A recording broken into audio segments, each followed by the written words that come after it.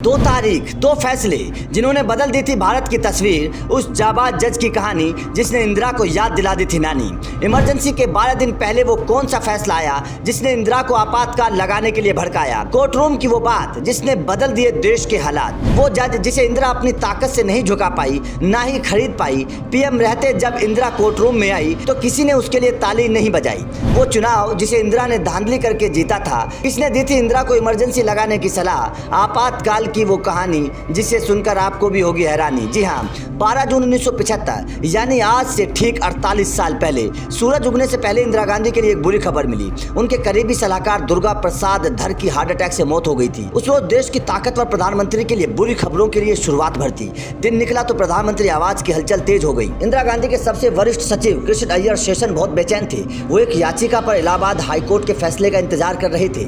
याचिका 1971 लोकसभा चुनाव में इंदिरा गांधी के निर्वाचन के खिलाफ दायर की गई थी। याचिकाकर्ता थे चुनाव में उनके प्रतिद्वंदी और समाजवादी नेता राज नारायण। इस रोज जो फैसला आने वाला था वो भारत के इतिहास में हमेशा के लिए यादगार होने वाला था। इस फैसले ने इमरजेंसी का बीज बो दिया था। इस कहानी के 3 किरदार हैं। पहला किरदार इंदिरा गांधी, दूसरा किरदार जस्टिस जगमोहन लाल सिन्हा और तीसरा किरदार थे जेपी। कहानी की शुरुआत किरदार नंबर 1 से करते हैं। दरअसल ये कहानी 1971 में रायबरेली के लोकसभा चुनाव से शुरू होती है। राज नारायण अपनी जीत को लेकर इतने आश्वस्त लग रहे थे कि उन्होंने नतीजा आने से पहले ही विजय जुलूस तक निकाल दिया था। लेकिन इंदिरा गांधी का गरीबी हटाओ नारा उन पर भारी पड़ गया। जब नतीजे आए तब इंदिरा गांधी 1 लाख से भी ज्यादा वोटों से जीत गई थी। उनकी जीत को प्रतिद्वंदी राज नारायण ने कोर्ट में चुनौती दी। इस मुकदमे को इंदिरा गांधी बनाम राज नारायण के नाम से जाना जाता है। इस कहानी के दूसरे और सबसे बड़े किरदार थे जस्टिस जगमोहन लाल सिन्हा। बताया जाता है कि अपनी ताकत के नशे में चूर उस वक्त इंदिरा गांधी सरकार ने उन्हें फैसला टालने के लिए प्रलोभन से लेकर धमकियां तक दी थी। उन्हें सुप्रीम कोर्ट के जज का पद तक ऑफर किया गया था, लेकिन जस्टिस सिन्हा के सामने इंदिरा गांधी के उस सारे दावपेच फेल हो गए। फैसला सुनाने वाले दिन जस्टिस जगमोहन लाल सिन्हा सुबह 9:55 पर कोर्ट रूम पहुंचे थे। इलाहाबाद हाईकोर्ट का कमरा नंबर 24 खचाखच भरा हुआ था। कुछ ही मिनटों में खबर दिल्ली के प्रधानमंत्री आवास तक पहुंच चुकी थी कि इंदिरा आप कुर्सी पर नहीं रहेंगी। इंदिरा को उनके पॉलिटिकल करियर की सबसे बुरी खबर उनके बेटे राजीव ने सुनाई थी। जस्टिस सिन्हा ने अपने इस फैसले में इंदिरा गांधी को चुनावी धांधली का दोषी बताया और रायबरेली से उनका निर्वाचन रद्द कर दिया। आरोप लगा कि इंदिरा ने चुनाव जीतने के लिए सरकारी मशीनरी का इस्तेमाल किया था। कोर्ट में पाया कि सरकारी खर्चे पर इंदिरा के लिए मंच, शामियाने, लाउड स्पीकर और बैरिकेड लगाए गए थे। इसमें रायबरेली से पोस्टेड यूपी के पुलिस अधिकारियों से लेकर राज्य के गृह सचिव तक ने उनकी मदद की। इसके बाद the representative of peoples act के तहत इंदिरा गांधी को 6 साल तक चुनाव लड़ने के लिए प्रतिबंधित कर दिया था। इस फैसले के बाद पूरे देश में हड़कंप मच गया। 12 जून को कोर्ट के फैसले के बाद इंदिरा गांधी की आवाज एक सफदरजंग रोड पर कैबिनेट मंत्रियों का तांता लगने लगा। सबके चेहरे पर बदहवासी छाई हुई थी।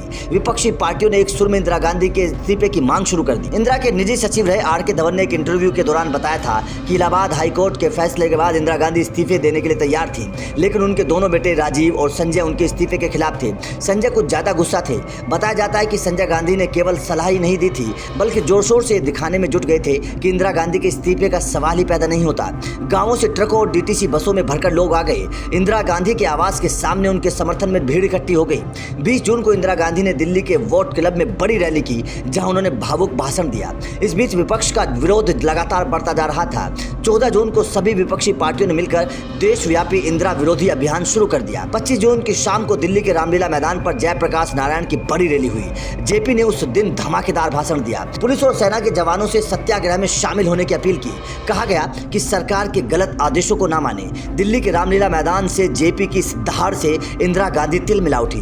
बताया जाता है कि जेपी की भाषण के बाद इंदिरा की बात पश्चिम बंगाल के तत्कालीन मुख्यमंत्री एस रे के साथ हुई और रे की सलाह के बाद इंदिरा गांधी ने आधी रात में देश को इमरजेंसी की आग में झोंक दिया। लेकिन जस्टिस सिन्हा का वो न्याय आज भी न्यायाधीशों के लिए एक मिसाल है। उनके एक फैसले ने देश की सियासत को बदल कर रख दिया। बताया जाता है कि फैसले का प्रमुख हिस्सा 11 जून को ही सिन्हा की मौजूदगी में टाइप किया गया था और स्पष्ट रूप से सिन्हा ने उसी समय अपने स्टेनोग्राफर को यह कह दिया था कि वो गायब हो जाए। सिन्हा ने अपने फैसले को पूरी तरीके से अपने तक रखा था।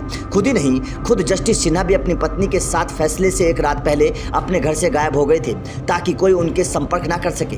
जाहिर है जस्टिस सिन्हा नहीं चाहते थे कि फैसला किसी भी तरीके से प्रभावित हो। भारतीय राजनीति के इतिहास में जितनी अहम 25 जून 1975 की तारीख है, उतनी या फिर कह सकते हैं कि उससे थोड़ी ज्यादा अहम 12 जून 1975 की तारीख है, जिस दिन इंदिरा को आरोपी बनाकर कोर्ट रूम में खड़ा किया गया था। तो आपका इस खबर को लेकर क्या कहना है और जस्टिस सिन्हा के उस फैसले को आप किस तरीके तरीके से देखते हैं, कमेंट करके ज़रूर बताएं।